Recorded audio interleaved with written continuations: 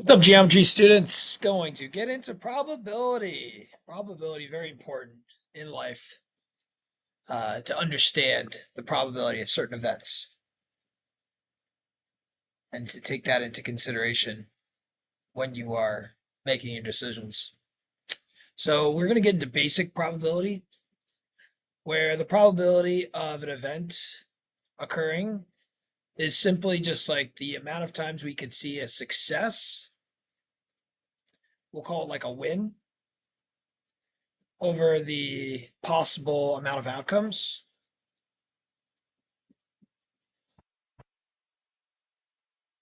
Cool. And we talked in class about theoretical probability versus experimental probability, where it's like we could calculate what we, in theory, would have a result for, but if we're doing an experiment, maybe we see that in the short run, those probabilities differ wildly, but in the long run, theoretical will equal expected uh, sample. So let's just do some problems. We're talking about a situation where we have a 20-sided dice. I actually own a 20-sided dice, and we have numbers 1 to 20. What is the sample space? Well, all of the numbers on the dice are the sample space. There's 20 outcomes, 20 possibilities. Maybe not maybe not outcomes. Maybe I say possibilities.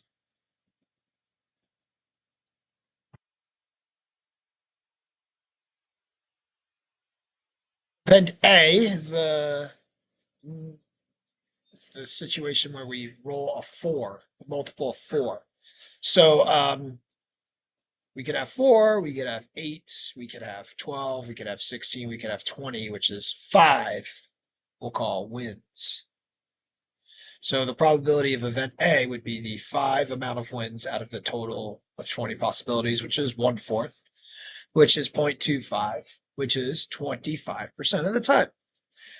Now we get into expected outcomes. Well, if I rolled a dice 100 times and I expect to get a roll of a multiple of 4 a quarter of the time, then I'm expected to get 25 wins. Think about wins like when you think about probability, you usually think about like gambling and stuff like that. So if we roll a multiple of 4, we win. Well, you expect to get 25 wins. Obviously, if you roll 100 die, you're probably not going to get 25 wins. You're probably going to get something else. And that's where experimental and theoretical differ. Okay, here we don't have these angles, so we can't really find the areas of these sectors. But we have somebody who rolled or spun this spinner 100 times and counted how many times it landed in the different numbers. The different numbers are the numbers 1, 2, 3, 4, 5, 6. So these are the different outcomes. There's 6 possibilities. The numbers 1, 2, 3, 4, 5, and 6.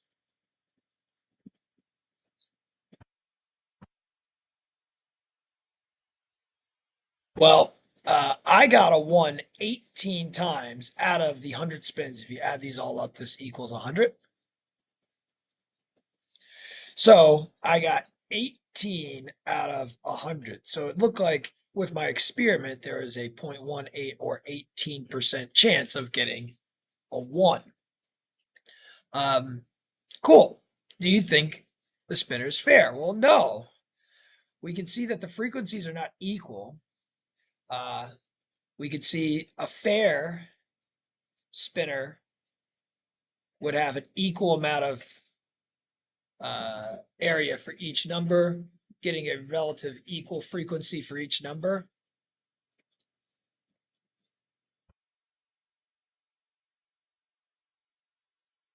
But we don't have that. If the spinner's spun 3,000 times, estimate the number of times the result will be a 4. Well, I can see that I get a 4 approximately 17 times out of the 100. rolls. Well, that is a 0.17 or 17% chance. Well, if I were to roll or spin the spinner 3,000 times, I would expect to get 17% of those rolls to be a 4. And whatever that is.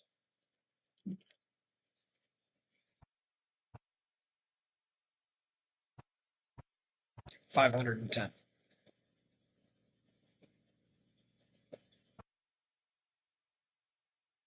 Cool. Switching over to some geometric probability where we gotta use our knowledge of geometric situations. We got areas, we got lengths, and again, we're just like, what does a win look like? What do all the possibilities look like? We have the point M, which is in the middle of AB.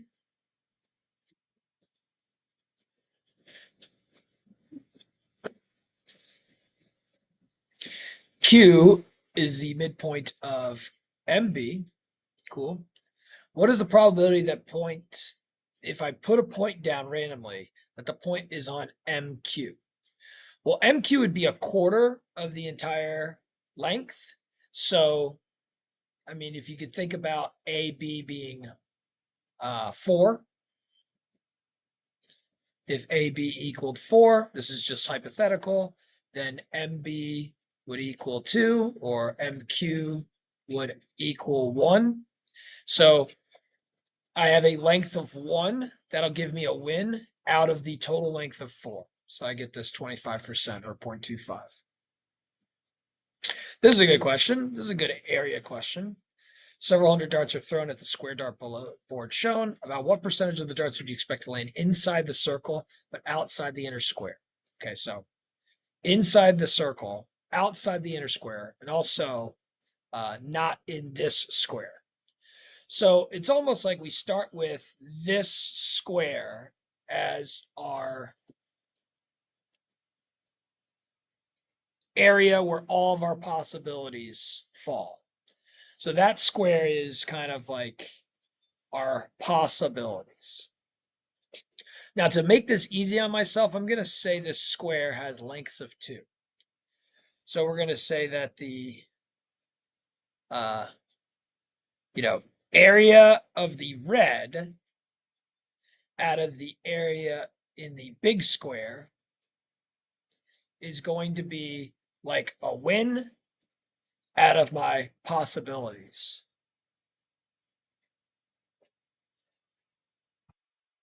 And I'm going to say that the area of my big square is 4.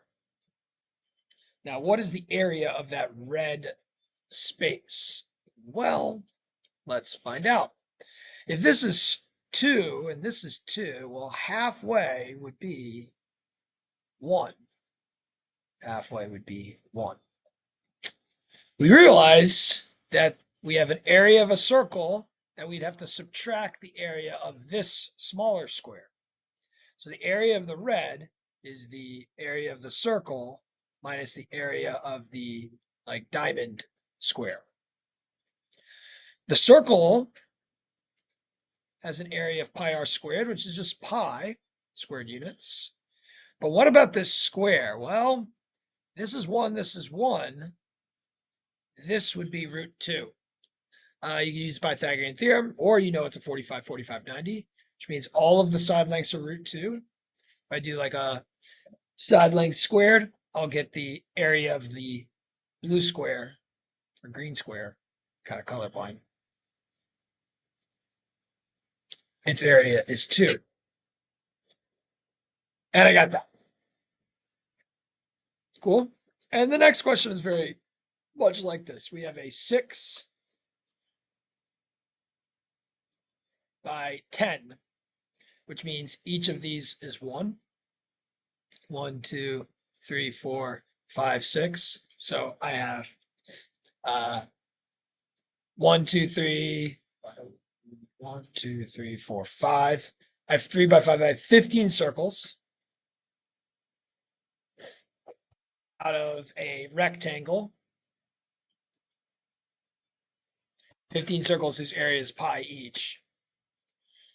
And then I have my big rectangle whose area is 60.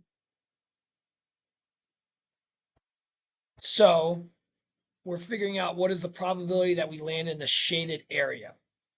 So a win is my shaded area. I'm going to find my shaded area by taking my rectangle and subtracting my circles. And then my possibilities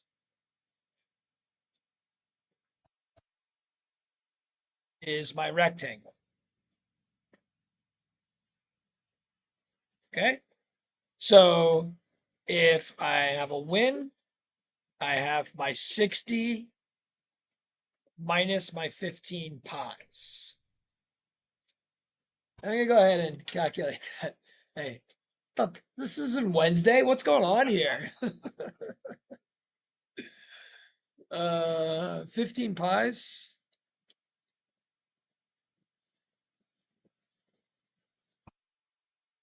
And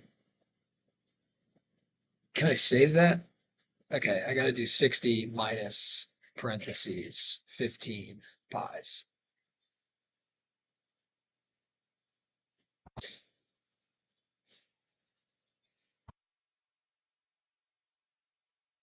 Okay, I got 12.876 out of my 60, which is about a 21.4% chance. Okay.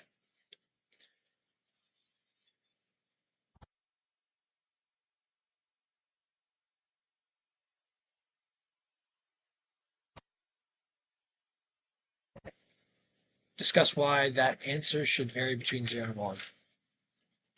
I mean, the probability needs to be between 0% chance and 100% chance, or else it doesn't make sense. Like, how can you have a probability greater than 100%?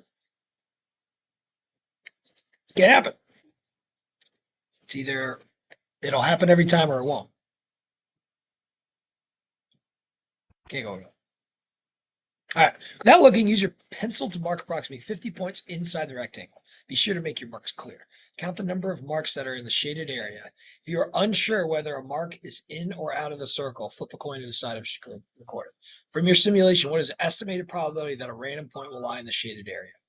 Okay, so I'm doing 50 points. I expect my probability times my amount of tries to get 10. 50 tries, I expect to get 10.73.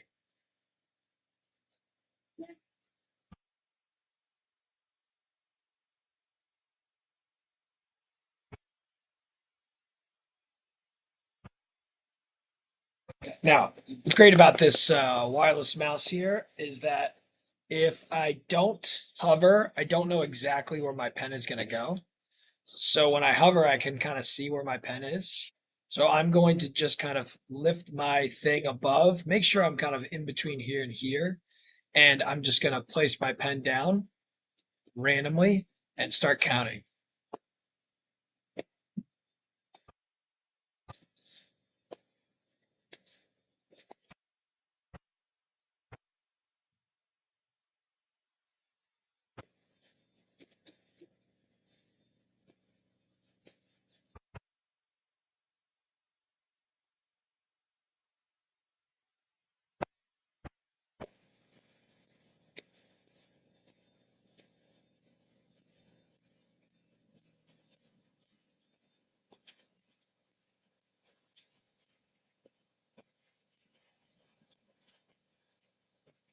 Okay, that's 50. Let's see. 1, 2, 3. That could be 1, 4, 5, 6, 7, 8, 9.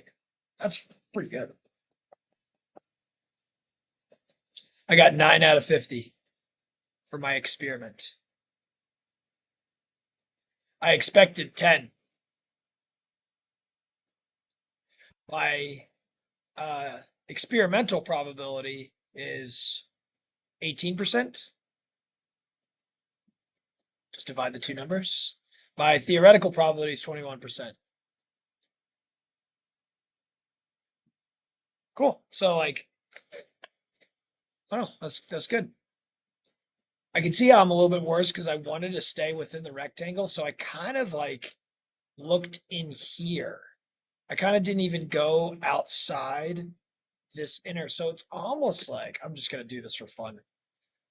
It's almost like we should start over and say, okay, you will automatically go inside this. Now, what do we got here? A quarter, a quarter. That's one full circle.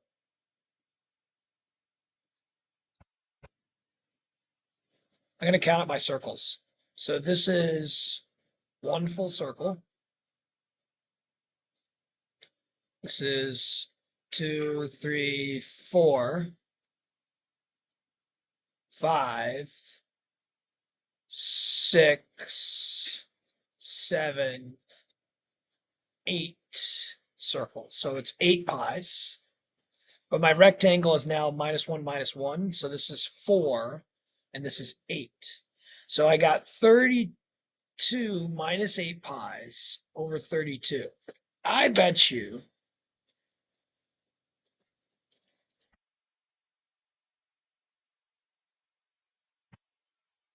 that